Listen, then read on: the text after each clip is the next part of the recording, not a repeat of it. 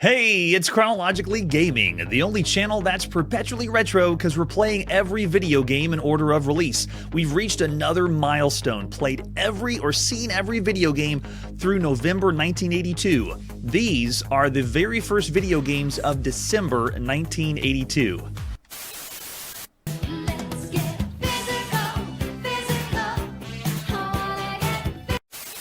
And sorry, Olivia Newton-John, we're not going to get physical because we're going to play video games. So what's the very first video game released in December 1982? Well, it's pretty difficult to pin down. Some of these games might be, the tail end of November, and then we just kind of miss them. But because release dates are a little spotty, what we usually do is we say all these are the video games that were released at the beginning of December 1982. So the early December releases, and we just give them a December 1st release and then play them in alphabetical order. So our very first video game for December is Adventure 200. Let's check it out. All I have for Adventure 200 is an advertising flyer by Foilcade, which I don't think we've seen anything by them. They have Fantastic Voyage, though. I don't know if we're going to see that one later, but there's Adventure, or Adventure 200. Over 200 places to explore a machine code game using advanced data compression techniques. Very fancy. And it says 1,000 pounds in prizes. And we've seen that with a few games where if you play or get a certain thing, then you can you'll make some actual real world money. And so that's what this one is. So that's all I have for this version of the game, except we have a manual or a homemade manual. This is the 46th video game that we've seen for the BBC Micro. So we are in the United Kingdom checking out this first game. You are the head of palace security.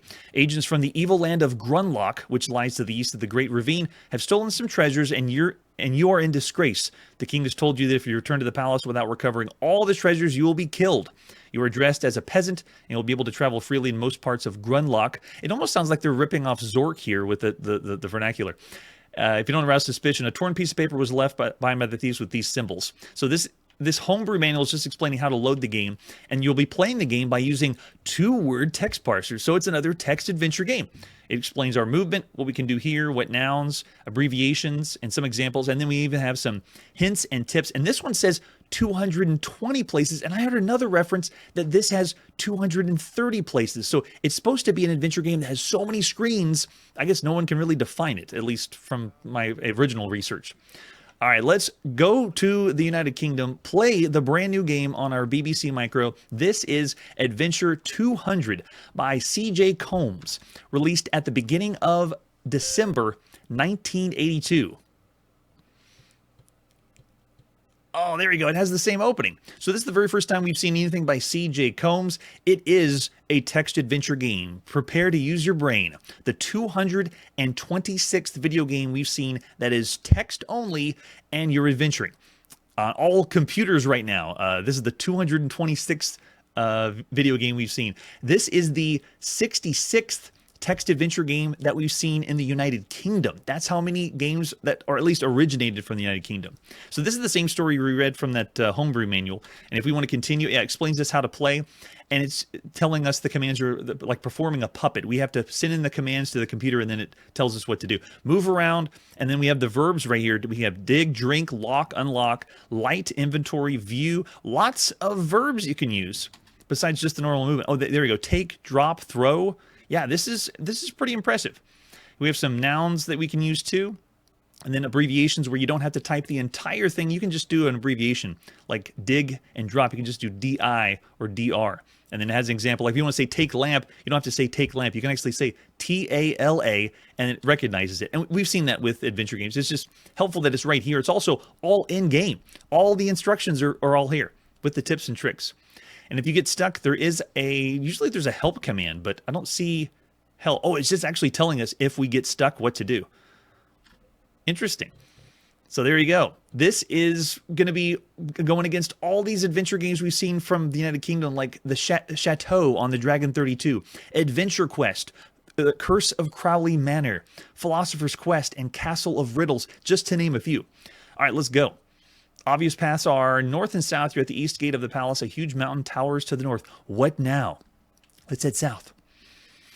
You're in a large open field between the wood and the sea. So now you'd be mapping your adventure. I'm not going to be mapping it live on the show. Just pretend you're mapping if you were playing this for the first time. You're at the top of a steep cliff path above a rocky beach. You can hear the sea. Very nice. So let's go head down. I want to go to the beach. The bottom of a steep cliff, the path of a rocky beach. Let's head east. We're on a small rocky beach. So we're just walking along the beach. Isn't that nice? You're on a small rocky beach. There is a rock pool here, and you can see fish nearby. So take some fish. Wow, we made that really easy. Usually there's a puzzle involved. All right, let's head north now. You're in a large cave entrance at the bottom of a high cliff. You can hear the sea and a small running water, and you can see a lamp. Oh, we got to have lamps. Get lamp. We're going to be lighting that soon. Oh, we have to say take. Take lamp. Oh, get lamp doesn't work. That's pretty rare. Usually you can do both. All right, now let's head south. That's very surprising. And then we're back where we were at the beach. Let's head west. Keep walking along the beach west. Let's head back up. So we got the items we needed to get. And now we're back up on top. Let's go ahead and head north now. The huge mountains there, north again. And then we're in a wide open path. A wisp of smoke rises to the east. Let's check it out and go east. Yes, Marshall, I love lamp too. You're in a small camp of the dense forest. A small fire burns here. So let's light the lamp. The lamp is now on. We're going to be using it too. Let's head west. You're in a wide path on open woods. A wisp of smoke rises to the east, kind of where we were before. And now we're at the east gate of the palace. A huge mountain towers to the north. Let's go ahead and head south again. Large open field between the wood and the sea. Head south again. They're really setting a good stage here. Not as verbose as something like by Infocom, a text adventure game, but doing okay. You're at the top of a steep cliff above the rocky beach. All right, let's head down again. You're at the bottom of a steep cliff on the rocky beach. Let's head east and east and then go north. You're in a large cave entrance at the bottom of a high cliff. You can hear the sea and hear running water. Now, remember, this is supposed to be boasting 200 screens, maybe more. So this would be a very large map that you'd have to explore. You're in a high passage. Two small streams enter from the north. Okay, so now we can head northeast. You're in a small, damp cavern. You can hear running water. All right, let's head east. I can sense the scope, something very large, like when we played Zork. You're in a maze of twisting little passages. All right, let's go south. You're in a maze of twisting... Oh, gosh. I hope I don't get lost. All right, west and east.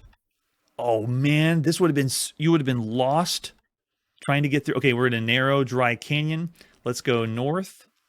And then we made it through. So whatever the maze was, they just made a twisty maze for us to navigate out of. You can make... the way north is blocked by rubble, and you can see nearby a jug. All right, so remember the jug. That's where we left off. So that's what we're going to do with our brief taste of Adventure 200. We will not see all 200 screens here on this showcase on Chronologically Gaming, but that is a lot of... Okay, that is a lot to that game.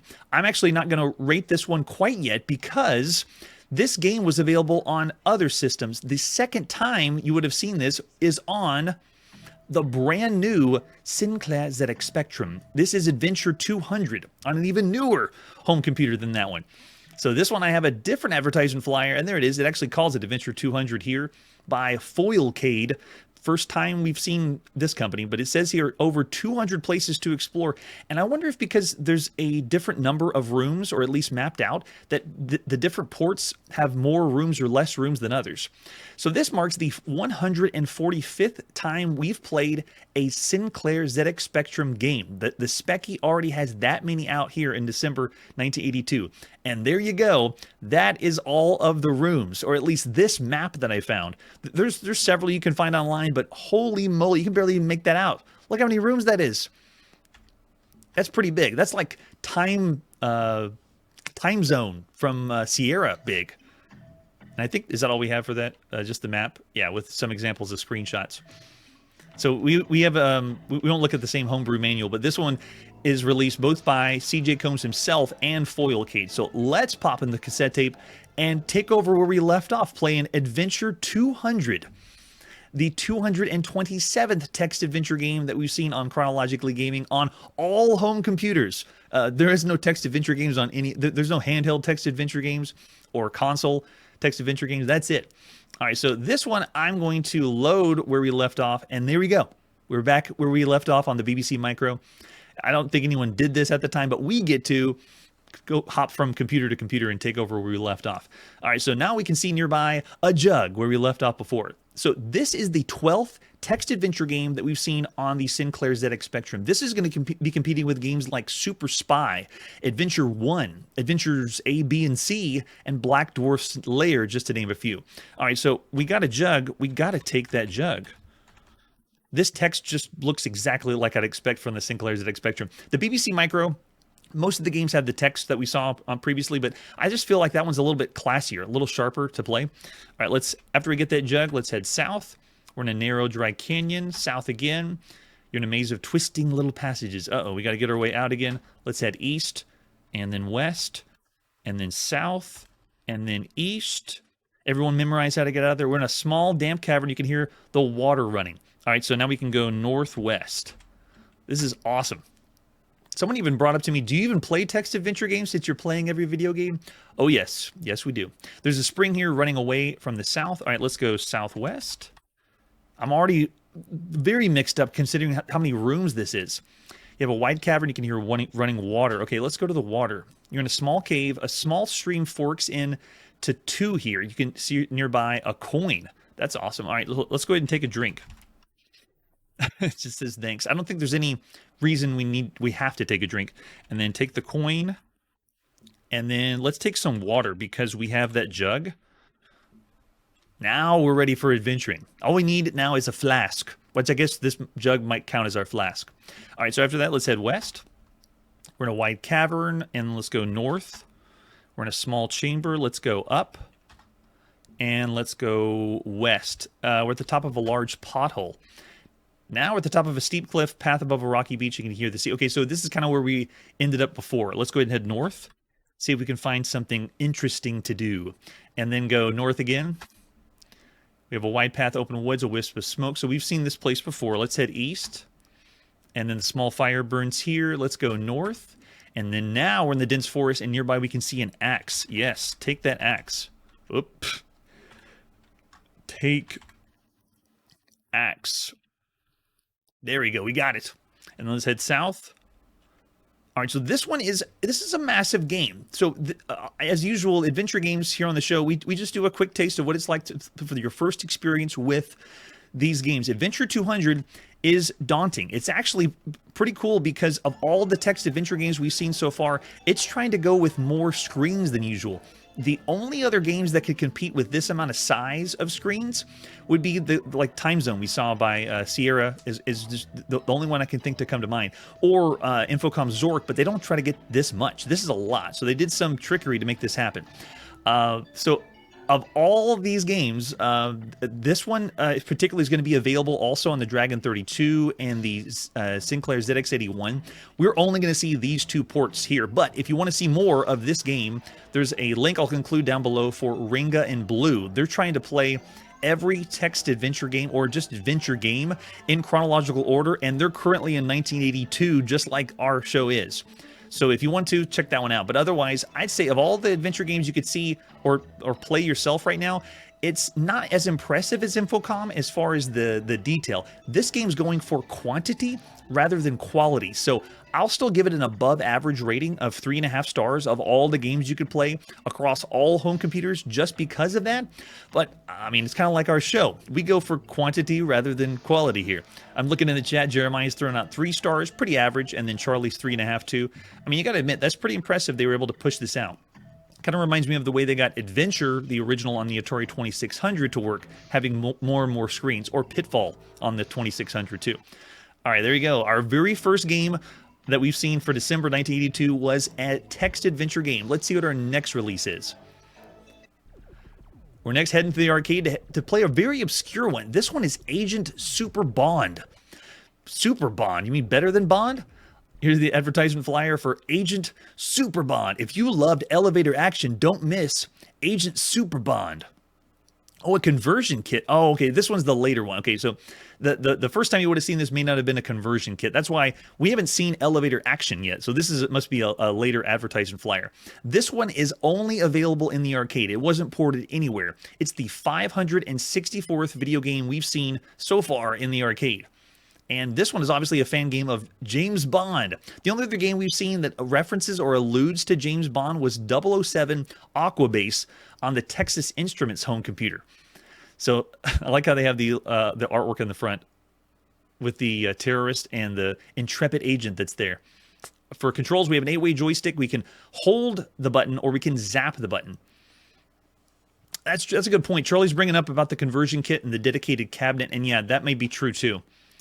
These, with the conversion kits, are even harder to come by or find. You can see a lot of this is fan art, like this one, not even a real one. Then we have an example of the screenshot. The game was only sold to arcade owners as an EEPROM change for the PCB of Super Cobra or Scramble. So depending on if you want to believe that or not, that's what we're looking at here. So we're going to go to the arcade to play Agent Super Bond.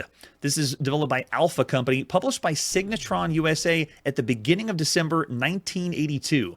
This is the second game we've seen by Signatron USA after Orbitron. They did kind of like a command shooter, but it's not based on Missile Command. It's a different kind of game. So this one is all about clearing a building filled with fanatical terrorists while freeing hostages. The building consists of several single-screen random rooms that need to be completed one after another. Your agent can be steered around all in 8 directions and automatically fires in the direction the character faces with a bunch of bullets that fire, but you do have to reload, which takes very, very quickly. It's also possible to freeze your movement and shoot manually in any direction that you want. The enemies include terrorists and turrets, mines, and robots with unusual shapes and sizes. They also shoot and keep spawning endlessly until the character is dead or the room is exited. It's possible to search desks and drawers and stuff by running into them. Hostages also have to be saved. Cubicles can be entered through openings and doors. And the agent has a special zap power that allows him to use dynamite and blow up walls or nearby opponents in a short radius. So you do have all this freedom to play or to as the attract mode is going on. The game is going to end whenever the entire building is cleared. All right, so let's put a coin in and go. I don't know what imagery, what are we seeing right now? This feels like it's a ripoff. Oh, and Kun brought up Lost Tomb. Yes, definite vibes there. All right, let's put a coin in and go. So we start in room, they give us the room we're in, room number 1, and we can do instructions. The building's full of fanatical terrorists. They are armed, have to kill them by destroying the death ray robots like whirling suns. Hostages have been taken. Your mission is to free the hostages. Don't try to take prisoners. And some are more difficult than others to free hostages. You just touch them. Zap is the dynamite against the walls, and that zaps what you see down on the control panel. If you run back one-way street, go back, and then don't touch booze bottles. There's booze bottles in the game. Counter bonus achieved and free the hostages. Extra man, and then joysticks is you're going to shoot in the direction that you run, and you can hold to shoot without running. And then the zap button. Yes, Manly, I don't know what a whirling sun is either.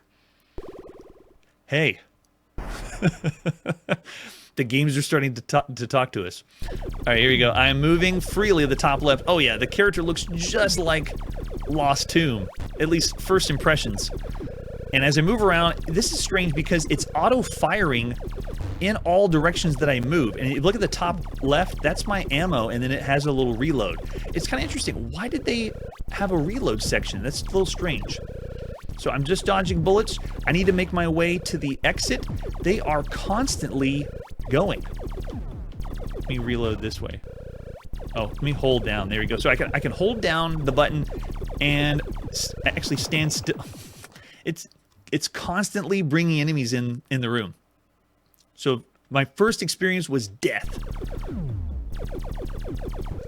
Let's go and take this out. I see I got doors I can into different areas there. And then move to the next room. Yikes. There's a strange mass like robot character.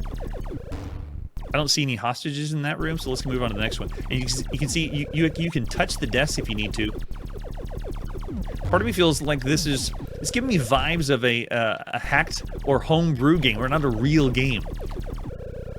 This was converted with Super Cobra in mind and scramble, and I can kind of hear the sound effects. They're very, very similar. Yeah, it feels like a mod, right? Not even a real game. Well, we did find information to back this up that it was in a modified EEPROM, at least a little bit of data. All right, let's do an explosion. Blow that wall away. It kills the enemies off too. That's a nice touch. If you look in the top right, it shows a little lightning bolt. That's how many zaps I have left. Something else too. Let's put a coin in and see where it takes over after that. This is this is what we would consider a multi-directional shooter. For this is the 144th multi-directional shooter that we played so far on Chronologically Gaming, and the 44th that we've seen so far in the arcades. Yeah, this is nuts. This is crazy how many enemies there are. And the flip screen mode of progressively moving from one area to another as if you're completing an objective or goal is a nice touch. I have to remember to use that hold button so I can stand still, because I'm auto-firing and then I have to reload. There we go, that's better. Let's pick up this item next. So the flip screen is what sets this apart from the other multi-directional shooters we played. I mean, when I think multi-directional shooter, I'm thinking Asteroids is a really popular one. Great chance. Zap, super bonus for you. 30 zaps for one. What? You can put in more money and use more zaps? That sounds like a cheat. Look at that. That's pay to. That's more than pay to play. That's something new. I can't believe that. Yeah, the color scheme just makes me think of it as just a hack thing, but since we're able to move from room to room and it's giving you the sense that you're exploring something bigger than that, there's a few games that we've seen that have done that, multi-directional shooters. Berserk was one of the first ones that you were moving from room to room, and then Borg on the Apple II was another one we saw. Berserk was another one. Crazy Shootout, also same idea. Robot Attack. Thief on the Apple II did this too. Space Dungeon, Escape, that was on the Arcadia 2001, also did this. Marauder, that we saw both on home computers and consoles, did it. Seamus was a really, really popular one, you know, moving from room to room. Seeing this as an arcade game is a little bit special. There's not too many arcade games that do this. And then Frenzy, which is the sequel to Berserk, we've also seen. That's also doing that. And then in the chat, people already brought up Lost Tomb. I consider this a variant of Lost Tomb, like actually trying to... Adios, muchachos. Yes, and Curtis brought up paying for zaps. Yeah. What in the world? I've never seen any game do that.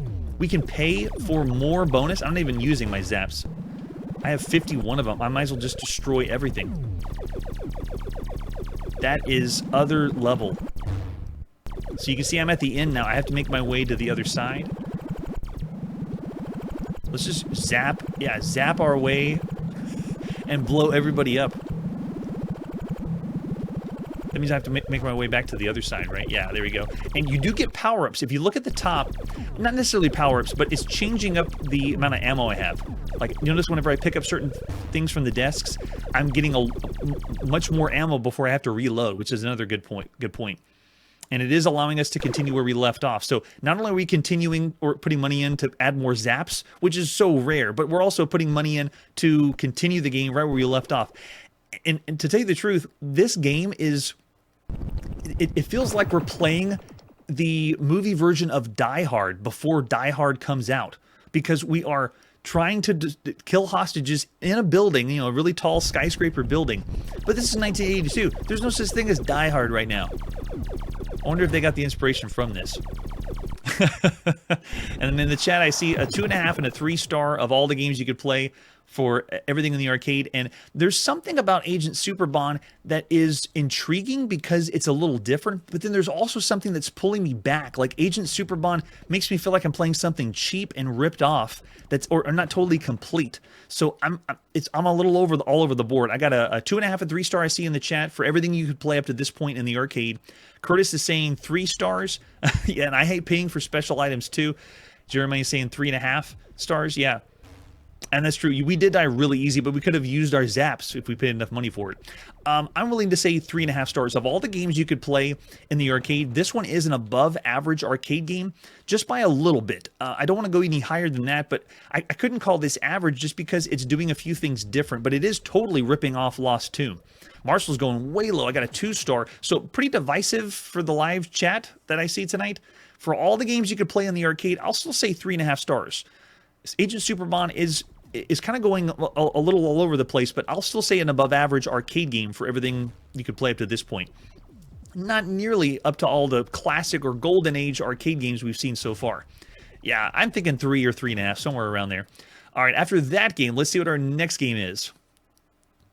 After a wacky time in the arcade, our next release is back in the United Kingdom on the Sinclair ZX Spectrum. This is Airliner.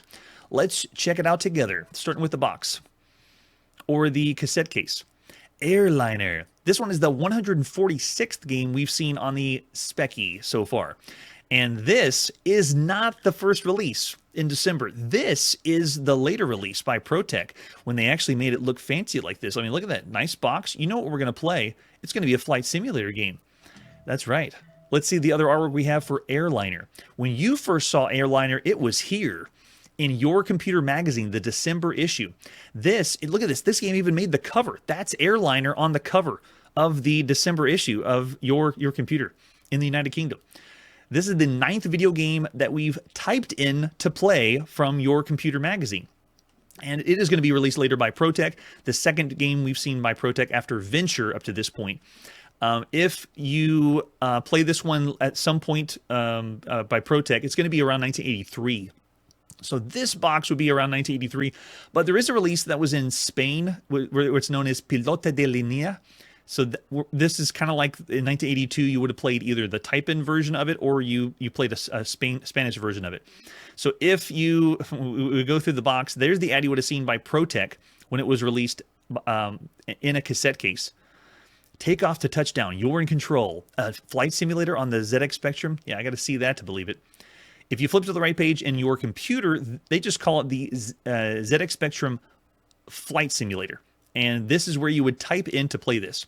This is the very first time we've seen a video game by Rod Hopkins. They have a really nice plane here, and they even show you what the screen looks like. It's a really good-looking screen for a type-in game from a magazine. It's pretty impressive. This is, when you bought the game, there was some instrument display panels and a reference card, and so this would help you fly the plane because you got to know what's going on. This is the map, by the way, of the area that you can fly in Airliner for the later release, at least. And there's the cassette tape that we're going to pop into our Spectrum in 1983. Right now, we're typing in to play the game whenever it was. So I also have a homebrew manual here that explains a little bit of the game itself. Accurate simulation of flying characteristics of an airliner. It shows you how to load the game and then flying techniques. It explains how you're going to be playing this. Now, this version is all keyboard controlled, at least the one you typed in first. So it's a flight simulator that does not use a joystick. It kind of ruins the whole simulation experience if you don't have a joystick, in my opinion. But this homebrew manual gives you all the commands. This is very in-depth for a type-in free game. This is amazing. Which I wonder if people, when they bought the ProTech version in 1983, did they know they could just type in? I played both versions. They're identical. There's no difference to it. You could have just got it free if you spent the time to type it in.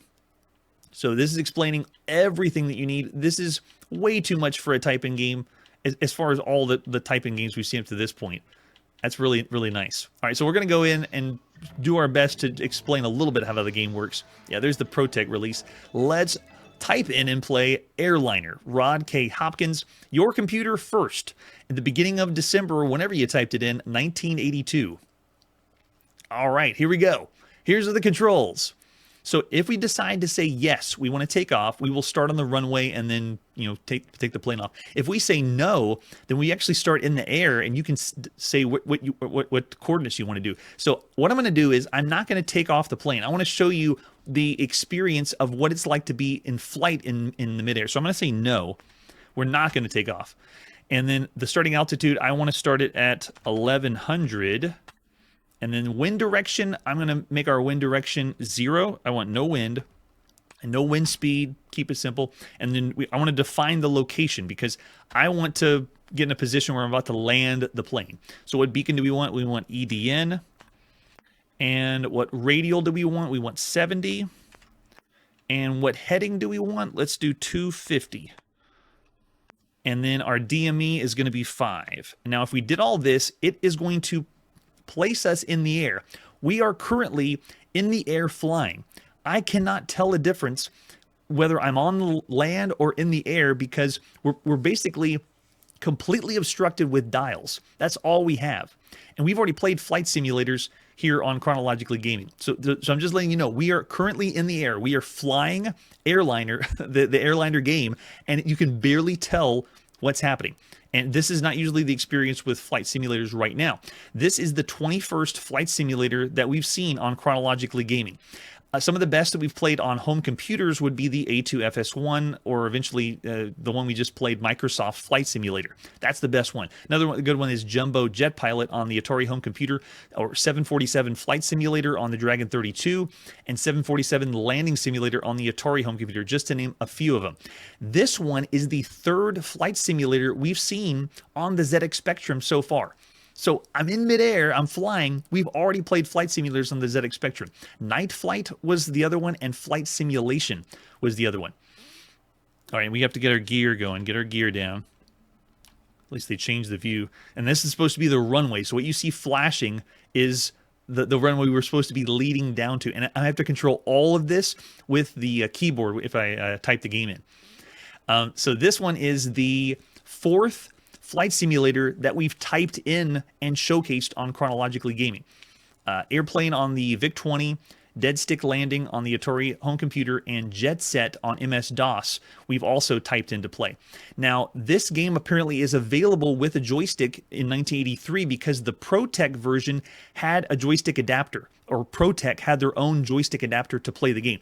Right now, the type-in version is only keyboard. But in 1983, you would be able to play this with joystick, but you have to have, apparently, the specific ProTech joystick to play the game. So I can't even get this game to work. There's no emulator that works with the ProTech adapter that came out at the time, but it was possible for you to play with joystick. So it's pretty impressive that on the Sinclair ZX Spectrum, you could have used a digital joystick. Again, that would be 1983. This is the fifth video game that we've seen on the ZX Spectrum that had the ability to use a digital joystick. Space Raiders, Star Warrior, Flight Simulation, and Planetoids. And so this game we're going to be seeing later on the Commodore 64 because by law, every single video game has to be released for the Commodore 64. I would still say of all the games we've seen, like I'm even turning, like I'm using the keyboard commands. I'm just letting you know, I can't tell a difference with me flying and me making a difference with the controls. It all looks the same to me, at least the way I'm using it now. So I'd say right now, if you want to play the best flight simulator on the Sinclair ZX Spectrum in December 1982, the year that the ZX Spectrum came out, Flight Simulation by Scion Software is the best right now. I would also say to rate this against everything that you could play on all home computers, obviously Microsoft Flight Simulator is king right now. It's brand new. The rating of this game against every other game for all home computers, I would put this somewhere between Pilot and Flight Simulation on the Sinclair ZX81. So if Flight Simulation for the ZX Spectrum is actually all right, but this one is somewhere between the Pilot one and Flight Simulation on the ZX81. So I want to call it bad, but it's very ambitious. But I really, part of me doesn't. I'm thinking somewhere between 2 and 2.5 stars for everything you could play up to this point. That would be between Pilot and Flight Simulation. So I'm looking in the chat. Jeremiah's actually thrown out a 2.5 star. I'm thinking the same. It's really cool to see a type-in game that turns into an actual released game, and I'll have to give it 2.5 stars. You would find some enjoyment because if you only had the ZX Spectrum, it would be a very limited base of flight simulation games you could play. And I see Curtis throwing out 2 to 2.5 too. Yeah, right. Adding half a point if it was a type-in. That's nice. Yeah, and there's a 2-ish, and then Dryerland saying true as well for Airliner. Another video game that is a quick showcase like this, you don't really get the full experience. I'm giving you the first experience, but you'd have to spend a lot longer to dive your teeth into a flight simulation game on the Sinclair ZX Spectrum.